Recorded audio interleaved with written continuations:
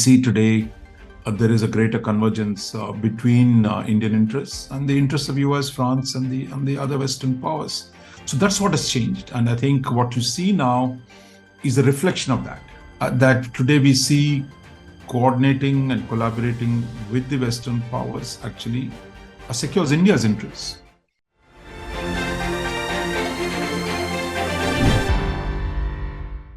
So, in this week's Rajamandala, you've gone from the two big visits that Prime Minister Modi had to France and the US and France rather, and seen that in a more regional geopolitical context, which is of Asia. So my first question is, there's something you mentioned in the piece, which if you could elaborate on, which is that this is by almost inviting France to partner with it in the Indo-Pacific and in the various ways in which India is involved in various multilaterals in Asia. What does that say as what kind of legacy did we have to overcome? Because France, this colonial suspicion, and France has been a colonial power, second perhaps only to Britain. What kind of jump does that mean diplomatically? How significant is that? No, I think we made the jump already. Say in 2018, when President Macron came to Delhi, we signed a joint declaration on the Indian Ocean. See, till that point, my sense is that India traditionally avoided cooperating with the European powers, with the United States even, in the Indian Ocean, saying that, look, you're outside powers, you're former colonial powers, you're imperial powers, so we don't want anything to do with you. But I think over the last decade, that as India's, pressure on India mounted from China, the question of protecting India's own equities, we see today there is a greater convergence between Indian interests and the interests of US, France, and the other Western powers. So that's what has changed. And I think what you see now is a reflection of that. That is that given the changed circumstances, changed interests, that today we see coordinating and collaborating with the Western powers actually secures India's interests. This does not mean India becomes an ally of these powers, or they have interests, we have interests. There was a time we thought, look, as if they didn't exist in this region. They always existed. Yeah. We refuse to recognize that. But today, your principal problem is no longer seen as coming from the West, but it is coming from China, which is trying to undermine India's position in the Indian Ocean, because it is trying to create alliances, create structures which India sees as inimical to its own interests. So that's what has changed. That we see today collaborating, coordinating with these countries is of value, even as India increases its own independent role. So it's not that you are actually, your weight has increased. You have a natural geographic position here, and China is challenging that. So we find that we are today willing to work with the other powers. So the other thing now, vis-a-vis the US particularly, you've said this before, but in the context of Asia specifically, has the US's orientation itself changed to being less active and working more with partners? So in what we see with AUKUS in one sense, and how does India gain from that? We're seeing a level of cooperation, strategic cooperation now, and you say that the Indo-Pacific is perhaps at the center of that. If you could just speak on that.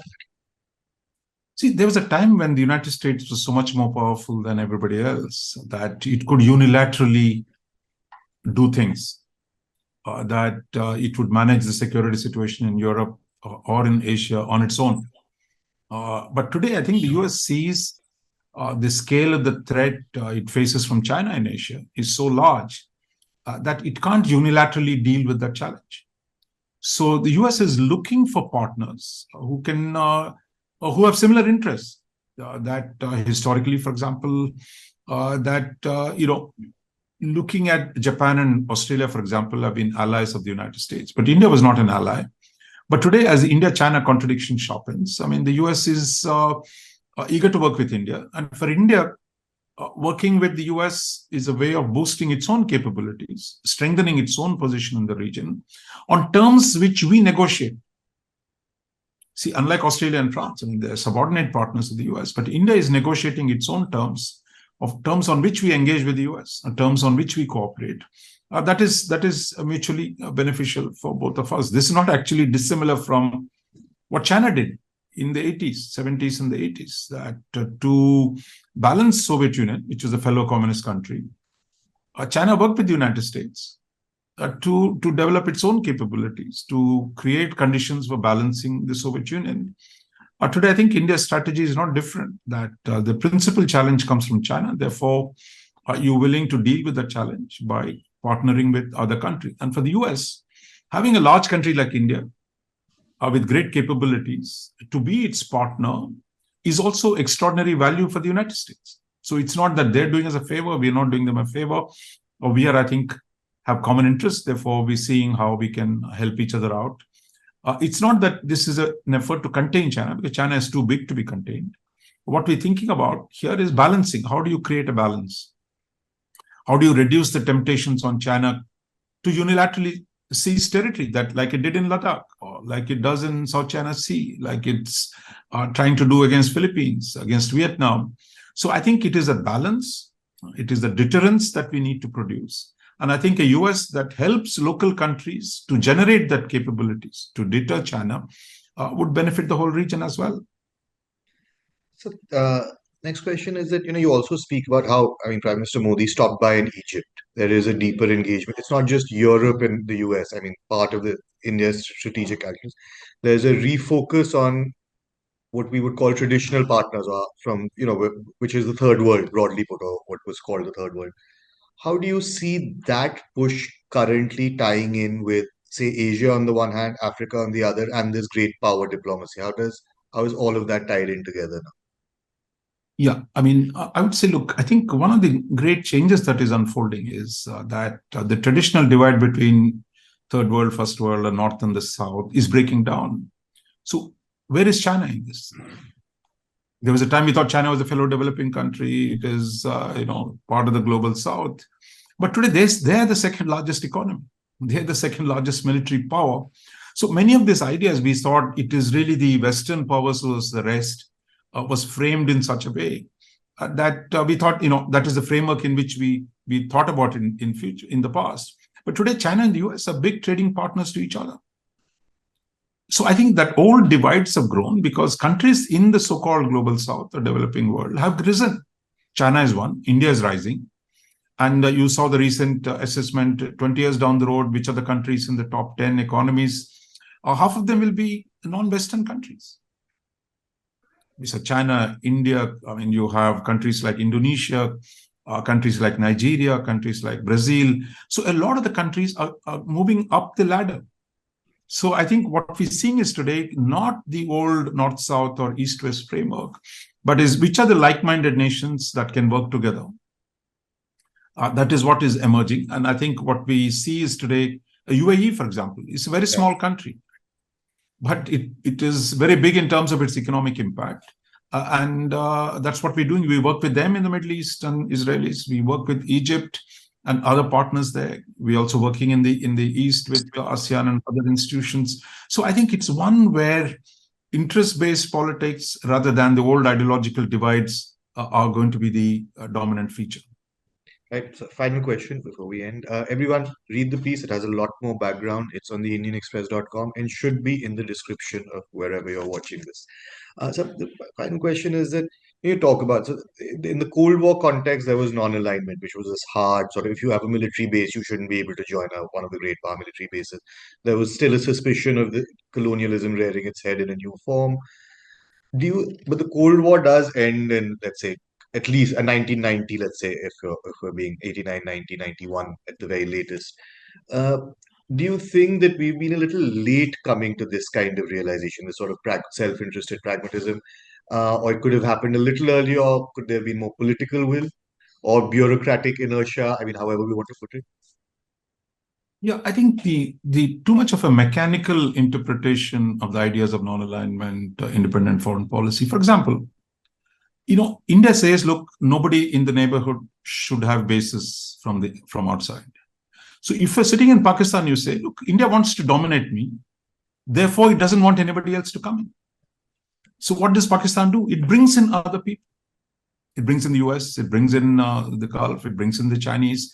So this notion that somehow we're all agreed, we'll resolve our own difficulties and nobody from outside should come in, sounds good in theory. But most countries have problems with their neighbors. So I think what we did, we over-determined the contradiction between the West, the former colonial powers, and the so-called developing post-colonial world, while the contradictions within the colonial world themselves were so deep. For example, India, China. We were supposed to be buddies taking on the West, but 75 years later, we still haven't solved a boundary dispute. We don't agree on Tibet. We don't agree on how to deal with South Asia. So I think those contradictions are real. And the idea that non-aligned movement will tell another country, hey, you can't have cooperation with another country because this is the doctrine. But so what happened in the real world was everybody got their allies. Because India was big, it could afford not to have that kind of alliance. So even there, we had to sign a treaty with the Soviet Union. But smaller countries faced with threats from their neighbors seek protection. That is the first principle of international relations. If you're threatened, you seek support from somebody else so that you create the balance. So I think there was an unreal kind of discourse in India. It suited India. India was big, large, so it didn't really face threats of the kind smaller countries faced. But that was, so nobody really bought into it. Everybody paid lip service. Everybody joined it, whether you had basis or not. Towards the end, there was nobody who was not in the non-aligned movement. So I think this idea, I'm going to put rules, who will get in, that collapsed pretty quickly.